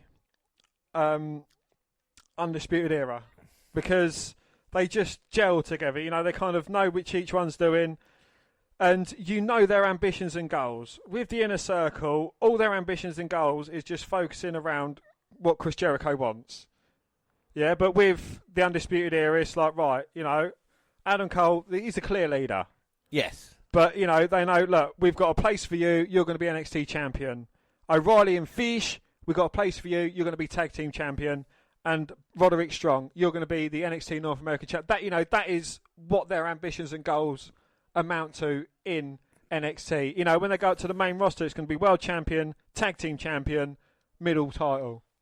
Well, for me, Undisputed Era is a stable, yeah. Maybe like the Shield, but as a Shield individually, they're not going to have the success that they did. As a group, you talk about evolution and stuff like that, building stars for the future. You look about Inner Circle with Sammy Guevara and people like that, getting a rub from Jericho, possibly having something like that down the line. And you've got that. You've got Santana Ortiz to go as the tag team titles. You've got Jericho for the world title. You've got Guevara who can go for the TNT championship now. And you've got Hager there who can maybe step up and give a performance that we're not expecting as well. But I am going to concede with you, and Brandon actually help you out a lot, just because of the kind of relationship. And even like Inner Circle, I can't remember, you know, look at the Undisputed Era, Adam Cole, just even in the entrance with the Adam Cole Bay with the boom and even the hand signals for the Undisputed Era, which I'm doing now. I think that's saying that maybe, you know. But it will be interesting to see their transition from NXT to the main roster. Yeah, that will be something worth watching. I mean, you know, these, again, they're in a developmental brand, as in where Inner Circle, they are at their top level that they can get to, where, you know, for the Undisputed Era, the only way is up for them. Yeah, I think I agree with that. Right, okay, so our next one. It's a question, I mean, I put two names out there, but you can pick your own, Dan. And what I was trying to work out is who is NXT's biggest star right now. And I know people might say, oh, it's Adam Cole, or it could be, you know, I don't know, Gargano, Ciampa. But I'm going to say their biggest star, the most potential at the moment, is Keith Lee. Who are you going to go for? I was actually going to say Keith Lee was in my mind. All right, you go Keith Lee, and I'll think of someone else. I don't want to go Adam Cole because we just argued about the Undisputed Era. Okay, I'll go Ciampa as my guy. Go on, you. So why is Lee the number one guy at the moment? Well, Lee, in his name, he is limitless. I mean, they gave him the most outstanding performance in Survivor Series you could imagine. You know, if you're not strung on someone, you wouldn't give him that monster push on a main pay-per-view. You know, even in his name, it is Limitless. Yeah, you know, again, he is someone that I wasn't too struck on when I first saw him. You know, I made no bones about it. I thought, yeah, you know, a guy that big, and again, I shouldn't mock someone for their size. Yeah. But, you know, I kind of underestimated what that man could bring to the ring. And now, you know, I'm a Keith Lee fan. You know, just exactly what he can bring to the ring. You know, he has got a brilliant comedic value to him. You know, and just the things he can is absolutely unbelievable. He's currently North American champion. And, you know, I believe he is going to be NXT champion before moving up.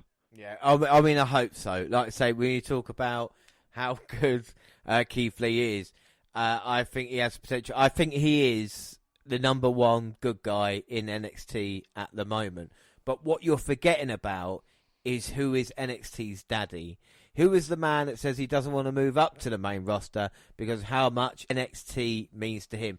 You think about a man who's had more history and more heartbreak and triumph in NXT than Tommaso Ciampa, Dan. Huh? You think about the feud in DIY. You think about everything that happened with Johnny Gargano. All the stuff with Goldie being involved in it, all the injuries, and now he's back. And not only that, but show how important he is and how vital to the brand. The newest, biggest, baddest motherfucker comes in with Karrion Kross, and he goes and challenges Tommaso Ciampa. Lee or Adam Cole goes straight to Ciampa, and that tells you something why he is the number one guy in NXT. Well, I sold myself on that then. That is just getting Karrion Kross's foot in the door. You know, he is going to move on to bigger and better things. No, Ciampa's a bigger and better that is just the statement that he's making, right? He's going to, I'm going to take out him. Then he'll probably move on to Johnny Gargano. And then he may target Keith Lee, you know, after that. You know, once he's got his foot in the door and once he's kind of got himself a bit established. But, you know, with Keith Lee, his story is just beginning. With Tommaso Ciampa, his story is coming, you know, to an end. I can't see Ciampa on the he's going to have a fairy tale ending in NXT, and then Keith Lee is going to take the reins and run with it. Ciampa doesn't want to go up to the main roster. But he will have to. But he just said he doesn't want to. So what's he going to do then? Is he just going to be the Cassius Ohno of NXT? Yeah, exactly. Yeah. Putting over talent. So basically, you know, he's kind of made himself a name.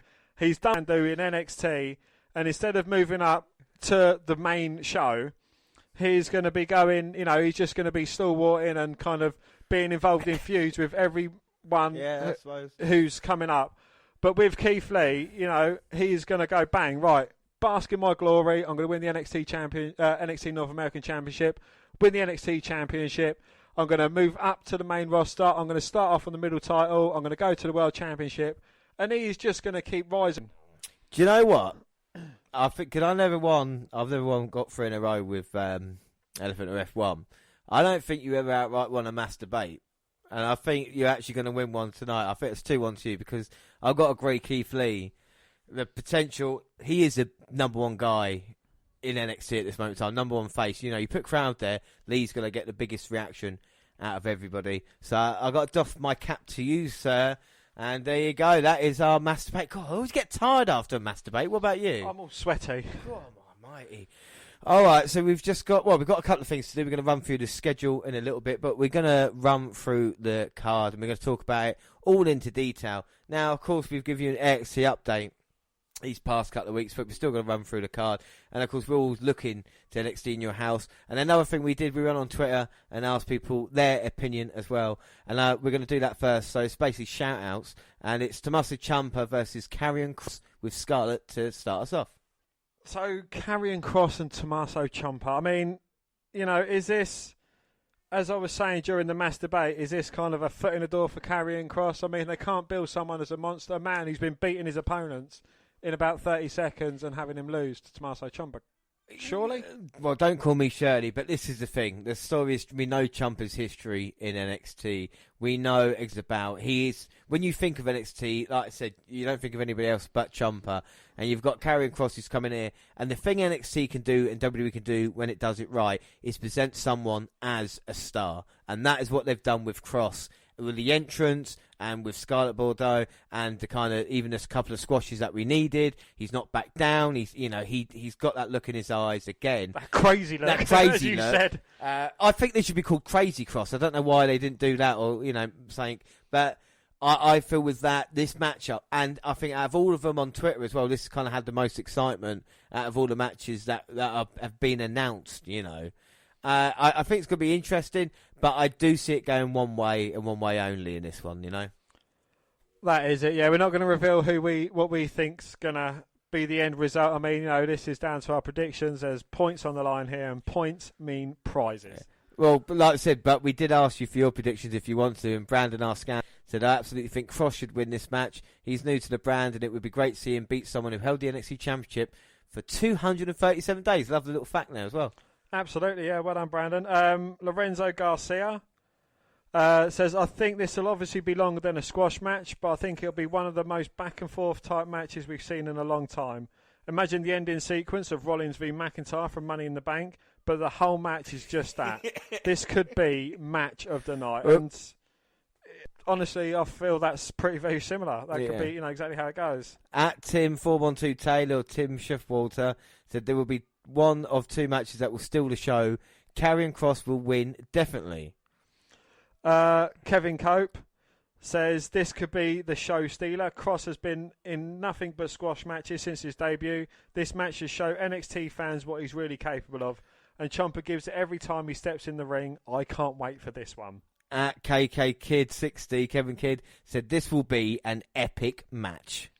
Yeah, and Jonathan Barton says this could potentially either steal the show or be very dull. And then we said this might be a pass on the torch moment, but if Ciampa loses, what's next? And King in the North says even better, he could go up and face Samoa Joe, which would be freaking awesome, as we said. Yeah. So what are your thoughts on Ciampa and Kross? Like I said, we know the kind of prediction-wise. What your match? Will Ciampa come off weak if he gets destroyed by Kross? Well, as I said, you know, during the kind of build-up to this, you know, to the show and during NXT Update, I've seen that, you know, we haven't seen enough of Kross, or I haven't seen enough to warrant a personal opinion on him. He seems like a monster. They're billing him as a monster. But, you know, where he may go from here, I don't know. You know, they could be limiting his matches because it could be the Goldberg syndrome. Yeah. You know, they could be, right, squash match because you're not that good. But then again, you know, it could be, right, I'm just going to give you the tip. I'm not going to give you the full bit.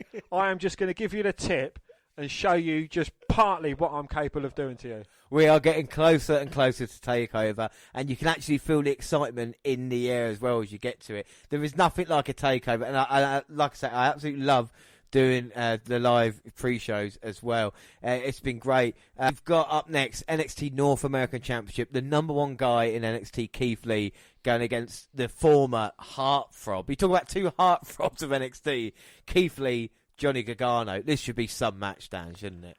Absolutely, yeah. Again, you know, Johnny Gargano, he's a man that puts his all into a match, going against the man who, you know, the WNR have billed the main number one guy in NXT. I mean, what more could you want?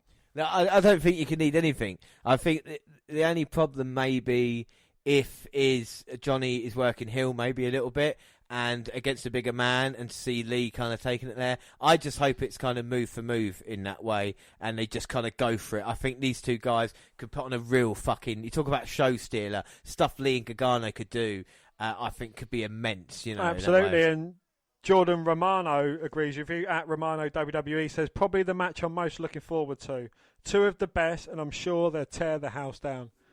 And I'd love to see Johnny Gargano just getting pounced halfway across the ring. Without a doubt. Bree Conkin as well, Brie One, I like that said that Keith Lee is a legend and that he just loves him so much, so wholesome, strong as fuck, for his greatness bask in his glory.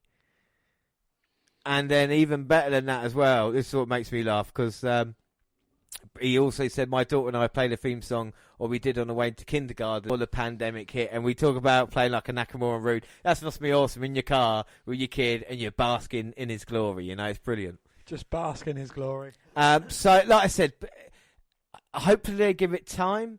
Gargano is a performer unlike any other. You know, when you talk about a guy who's had more kind of 5-star matches at TakeOver, Gargano is been there and done that. Is this a moment again, like Ciampa and Kross? Is this a kind of passing of the torch and Gargano saying, no, it's your time? Or is this Gargano reinventing himself again and having a power couple with Candice LeRae in NXT? Well, again, I think this is another passing of the torch. This is kind of, you're going back to the olden days with the In Your House, but this is kind of like a new revamped version. The new guys are taking it off the old kind of 1990s In Your House. They're revamping it. They're putting their stamp on it. And this is, again, what it's going to be with the matches as well. I think it's like, right, reinventing myself. I'm going to be the new guy. I'm going to be the top one. Yeah, I think we had that. I cannot wait, especially, like I said, with to keep Ciampa and Gargano kind of relevant as well, and to do it this way. I think it's brilliant. There's 2 matches I'm really, really looking forward to. The match that no one wanted, it seems, is Finn Balor versus Damian Priest. We talk about Twitter. Invalid Brother Frank said, can't imagine caring about this match at all. It's a difficult one because, again, it looks like 2 heels. Try and build up Finn Balor versus Damian Priest. This happened, of course, with Priest attacking Finn Balor about a month ago now. I know who did that. Yeah, again, as much as I like Finn Balor, I just can't get into this. Is this just going to be like a little push for Finn? This kind of Finn Balor coming back to NXT to kind of put over the new guys? Is it? I don't know the motivation behind this match. No, I mean, Priest has kind of had a bee in his bonnet, hasn't he? And he took out Finn Balor to make a statement. But Balor was ready for Walter, and we had that already. And we've seen Balor, beating Gargano at TakeOver. Is this a step down for Balor? Is this Balor maybe past his peak now as well? I don't know. Again, I don't know what his ambitions are. I don't know what he's hoping to achieve. I don't know the motivation behind Balor. We don't know anything. No. It came down to NXT to say he was a man, but he's not going after the championship. He had a little bit of interaction with Adam Cole, beat Gargano, and now he's onto the feud with Priest, who Priest has been losing to like Dominik Dijakovic and people like that, even though Priest has beaten Pete Dunne. Let's not forget about that last year. Yeah. But it just seems like this is the only match that kind of... It's weird for a takeover. And I never thought I'd say this, I'd much rather have Timothy Thatcher and Matt Riddle than Priest and Balor. I'd even have the three-way tag team match rather than this. Yeah, I think I can see exactly where you're coming from, and I agree with that. Because they're not even using it as a kind of fact of like Cross trying to take out Ciampa in that way, or even a Gargano. It's kind of just different. Which way do you see this going? Can Priest is apparently the favourite at this moment in time. Do you think Priest will get the biggest victory of his career? I think if Finn Balor, he has been on a slow little build, so I think this is going to go possibly the Irishman's way. Well, it's going to be interesting to see. If Priest has got to put in a good performance. Is there a chance that if Priest doesn't perform well in this match, they might just say, I'll tell you what, let's maybe not push you as far as, Let's tag you with someone that's good. Yeah, or put you in a tag team or do something. I think this is a chance now for Priest to kind of... do or die for Priest, basically. Prove us all wrong. Do you know what I'm saying? That's all we ask. Yeah. It's just like, we're not sure. Can Balor put in the performance, or is he phoning it in at this moment in time in NXT? Our next match is just been added. Is Mia Yim, Tegan Nox and Shotzi Blackheart versus Candice LeRae, Dakota Kai, Raquel Gonzalez. Now, this match on its own has got 2 or 3 entwining storylines into this already. You've got the Nox and Kai thing with Gonzalez as the manager. That dates back all the way to War Games. They're not finished with each other yet. Of course, Blackheart getting involved. You've got LeRae and Yim, who have been interacting alongside Lee and Gargano in their feud. I think this match is really, really interesting. I think to start the show with it and really, kind of give it a little bit of time, has a chance to be a great match as well, It does indeed. Again, 6 huge talents. A lot of up-and-comers in this as well. This could be... We could be looking here at the next face of SmackDown. Yeah. These women could be kind of running the show once the 4 horsewomen kind of take a step back. Especially with Lynch out, having her bun in the oven. Yes. And, this could be the next generation of women to run the show, and I'd be happy with that. Yeah, and the great thing is none of these women either have had been NXT Women's Champion. So this could be NXT for next year. And like you said, the Kai's been really impressive. Gonzalez, she's had a couple of botches, But for all she got to do is look imposing and stand there at this moment. So it'll be interesting to see. Candice LeRae, I don't think has had a proper shot in NXT. She hasn't. No. The only one that's kind of underwhelmed me has been Mia Yim. You know, she's come so close on multiple occasions, but she just hasn't kind of grasped the torch. And I'd like to see Mia Yim given a proper chance. Shotzi Blackheart, she's probably the newest comer to all of these. So, you know, I think her time's going to be slow building, but being involved in a match of this magnitude, it's going to be great for her. Yeah, she reminds me a bit of Ember Moon, that kind of a little bit different from everybody else, and hopefully, you know, a couple of stand-up performances can really, really shine. And again, it's going to be interesting to see the future of the women's division, because which way is it going to go? You've got Charlotte as champion right now, of course, the former champion Rhea Ripley, and someone who deserves an NXT title run before they go up to the main roster, Io Shirai. I mean, that is going to be an incredible match. Yeah, also Jim at Captain Awesome _JWL says Yim, Knox and Blackheart are three of my favourites on NXT, so I'd love to see them get the win and not have it end quick. This could be an excellent match if allowed to be. And again, you know, the amount of talent in this match, it does. You know, you could have a couple beat down on Gonzalez to kind of get her out of the way. And, you know, there's so many different ways this match could go, and it could be a very good match. Without doubt. He also said as well, did that Captain Awesome, I have to assume that this match, talking about Charlotte Flair, Ripley and Shirai, I assume this match is intended for Charlotte to drop the title, head back to Raw or SmackDown. But I don't know if she does or would be happy if she, Io or Rhea with the title. I think both are fantastic. I usually have a better read on things, but honestly, I don't know. And again, that's what I love about takeovers, that there is a couple of matches you're going, actually, I'm not sure it could go. Gargano and Lee in the back of my mind is telling me something, but I'm not going to try and listen to it. But you know what I mean? Like, even this match, it could be any of the three of them, couldn't it, you know? Yeah, absolutely, yeah. And I wouldn't complain about any of the three walking out with the title either. No, I think it would be interesting, especially with the kind of talk about how strong the women's division actually is, you know. And another shout out about that match as well. Amish Man said Rhea needs to win this. What are your thoughts on what should be a great match? I think Io Shirai probably needs it more than the other two to win. Rhea Ripley needs it. Charlotte doesn't need the victory. You know, she's an established champion. So, you know, Rhea Ripley or Io Shirai to win this match would probably be best for both the women to get the victory. But again, you know, I'll be happy as long as it's a good match, a good competitive match. And, you know, maybe you get a bit of Rhea Ripley and Io Shirai kind of teaming up, taking out the more established face and saying, look, come on, let's have it between us. Yeah. And that'd be a very interesting match to see as well. Yeah, I think unbelievable. Like I said, at this moment in time, any woman could win that, and I would actually be happy. It should be great. For me, and I don't want to be this, but I feel that is maybe the main event. Definitely for me, I think should be the main event. Even though the championship backlot brawl, they're going to probably film bits and pieces of it or whatever. I feel that match deserves to be in that position. Yeah, I'd agree with that. But we talk about our main event. We've got the NXT Championship match, and it's Adam Cole, baby, versus the Velveteen Dream. Dan, what are your thoughts on this match? Again, you know, this match could be very good. We know exactly what Velveteen Dream brings to a match. Adam Cole, I mean, he's just over a year as champion. Is it his time to kind of put someone else over, give someone else a chance with the belt? Is it?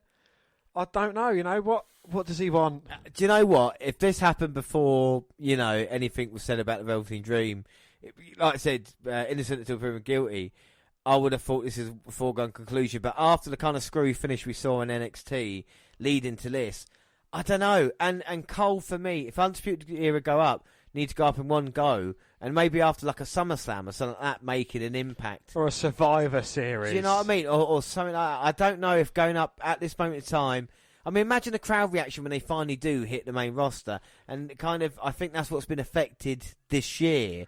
And well, do you think that's kind of what's stopping them from going up now, because they want them to go up with the crowd reaction? I mean, they're not doing any harm down in NXT, you know, they can stay here for a little while longer. Yeah. As soon as the crowds are back, and then say, right, this is the Undisputed Era, and then, you know, boom, and then the baby, you know, exactly, and everyone will everyone will lose their shit. I think that's right. So the Dream's in a kind of difficult situation. Because then what happens to the Dream? Does he get called up if he doesn't win this? You know, does he still hang around and wait for his moment? Does the Dream need to win the NXT title to have to be successful. The character, we've called it great, but I said this to you, not to toot my own horn. I don't know how long ago, 6 months. Potential is great, but it's not. We've seen it before. You have to come through at some point, and win something. And I don't know with the Dream. Again, I still think he might be successful, but at the moment, it's going down a little bit more from where he was last year. Do you know what I mean? Yeah. Even the injury and everything like that. Well, we're also interested in hearing our followers' thoughts. No, I'm interested in what I'm saying. Nikhil Sharma says Cole retains the championship, and that, James, that is in all capitals. It's like someone's writing Volta. I hope Cole retains championship. That's basically what it's saying. Basically, yeah. Yeah, and I mean, like we say, Kevin Kidd said, boom, baby. And I actually said at the same time the gift went off then as well. That's cool. Jim, or Captain Awesome, loves to comment on our stuff. Our follower of the week as well. Hearing his thoughts. Honestly, don't think could be possible for me to care any less about this. You guys have ever really done it for me. I'm probably in the minority on this. Maybe I just haven't followed NXT closely enough. But that's what the Wnrlive is all about, and we're bringing all the action and let you know about this match as well. So I'll tell you what then, Dan, for Jim, tell me how the feud all started between Cole and Velveteen Dream. Give him all the backstory you want. Why don't you do it for once, James? Well, you could have plugged NXT Update, couldn't you? Well, yeah, if you listen to NXT Update, and you'll find the whole backstory there. Yeah, well, I'll go into it in a second. Harvey Smith as well says, really want Dream to win this. He needs the big one, and it is make or break Sunday for the Dream. But, I mean, the thing is with Dream, like I said, this has happened a long time. Let's not forget, when he injured his back, he injured it, and he came back, looked to be focused Roderick Strong. And we thought the feud was as strong. It got to the steel cage between the two. Adam Cole got in the ring, and Dream basically let Strong get out, and he had his moment with Adam Cole. And that's what he wanted, the NXT Championship. He's come close recently on NXT with the kind of referee getting knocked down and the screwy finishes in that way. And in the Backlot Brawl, it is double or nothing here tonight for Velveteen Dream. He either walks out as NXT Champion or can never challenge it for again as Adam Cole is champion. Adam Cole's been challenged by him for a year. Should we just what Adam Cole's a year title reign, Dan? What are your thoughts on Adam Cole's championship reign? I think it's been enjoyable, but again with NXT, I don't think NXT was kind of made to have long reigns. Yes, I know you're going to probably throw the Oscar title reign at me, but again, NXT it should be as it is, and as it is intended is to be a stepping stone to get up to the main roster, to kind of find your feet. And, you don't need to establish a long title run. It's all about kind of getting the title, putting someone else over, moving up, then the person who's got the title kind of, and it kind of passes it down the line. Yeah. And that's my honest thoughts, aside from a few exceptions, like Gargano and Ciampa, who just want to stay in NXT. Okay, so we're going to get up. We're going to do shout-outs. Before we do that, though, I just want to mention, what are your thoughts on the TakeOver card? I don't want to give a rating, but when you look at it, and what are your hopes and aspirations, and what do you think the potential is of this card tonight? Again, I think a few of the matches certainly have a lot of potential. Aside from the Finn Balor Damian Priest match, I think if done right, they could be great. I'm looking forward to seeing what the Adam Cole Dream match kind of has to offer, how that one's going to pan out, because a few of kind of the more unorthodox matches which have taken place during the COVID pandemic, they have been off key. And, that is exactly what I'm hoping for this. I've got high expectations going into this kind of match. So hopefully that one delivers. Lee Gargano, Ciampa, Karrion Kross. I think, I know, at least three of these guys can perform a match. Karrion Kross, I don't know what he brings to it. But if he's going against Tommaso Ciampa, it's going to be great because Ciampa's involved. Yeah, I mean, like I said, you can't talk it up enough, because it always delivers TakeOver. I can't wait to see the In Your House set. Hopefully that is there. I will fucking love that. And let's just hope for a great TakeOver. And let's not forget, we'll bring you TakeOver next week as well. But we're going to go through the full schedule. We're just going to do a few shout-outs because we asked if anybody wants shout-outs on the podcast. We've got Crazy 8 Messiah at Eddie. And then we've got Siri Ram as well, at Siri Ram Boyge, who wants to do the shout out. We've got Pitro, of course, Brandon R. Scans, of course, we love him. Jimmy Trunks, Ramshan Anton, Abs Anderson, Abs Anderson 7 as well. And of course, we didn't get time to get to your shout. We apologise. We'll try and do it on the next show as well. But that is nearly it. We are so close now to Takeover in your house. And I think we've built it up just enough. But let's get on to the WNR schedule because, during these times it has been difficult to try and even get the same room as each other, let alone try and get anything done. But we're just going to run through the schedule. And, of course, we got In Your House live right now. But next week, like we said, the 14th is NXT In Your House. On the 21st is Backlash. Yeah, Backlash should be interesting. Lashley versus McIntyre. 28th is the Women's Special Part 2. And we're going to see everything's good for the world. Asuka has just won the Royal Rumble and is going to face Charlotte at WrestleMania. What could go wrong? Moving on to July, on the 5th, we've got the Magnificent 7 NXT UK. Yeah, we cannot wait. We've not been able to check out Magnificent 7 for so long, but now we're going to finally check back in and see if the rankings have changed. On the 12th of July, we're going to have the William Regal Superstar Profile. He's a man. There's going to be a lot of that. There's going to be a lot of that. We're going to find some unearthed gems from William Regal as well. On the 19th of July, we've got NXT Update. Yeah, that'll be all the fallout from the takeover that we're watching tonight. July 26th, we have Extreme Rules as well. On August the 2nd, we've got the Magnificent 7 Update. And then the 9th of August, we're going to have the biggest fucking party the WNR has ever had. We hit 300. The WNR 300, August 9th. And hopefully, with social distancing rules, we are going to have the biggest fucking just bonanza that we've ever had on the WNR podcast. Absolutely, yeah. We're going to go crazy. Hopefully all this is blown over. And it's just going to be a mad one for the WNR podcast. And then on the 16th of August, we've got NXT Update. Hopefully leading to August 22nd and 23rd, which will be a takeover and a SummerSlam. But of course, cards subject to change. But definitely June and July are locked in right now. So that is it. Don't forget we're across all social media. Twitter at WNetwork Review. I'm at WNR Dan. Yeah, and I'm at J_Rollins. We're also on Facebook. Yes, the WNR podcast on Facebook and also Instagram. All across the Google platform. Send us an email to WNRpodcast@gmail.com. On YouTube, the WNR podcast, where we have all the latest clips. And podcast at the same time on YouTube. We do SoundCloud. On your phone. Also Stitcher and Spreaker, where we're live now. And iTunes, where you can download, subscribe, rate, and review there. So that is it. Yes, and the next episode is NXT In Your House. Yeah, and we hope you've enjoyed listening to us live here. We love bringing it to you. We've loved watching NXT this past month or so, haven't we? We always Absolutely, enjoy it. It is always enjoyable. And we hope for a great show. And like we said, we'll bring you an entire event next week. But that is it. I have been James Rowlands, and as always, I was joined by Dan White. Thanks for listening, everybody, and enjoy Takeover. Bye. Bye. I'm waving. Look at Mr. Chips, he's waving.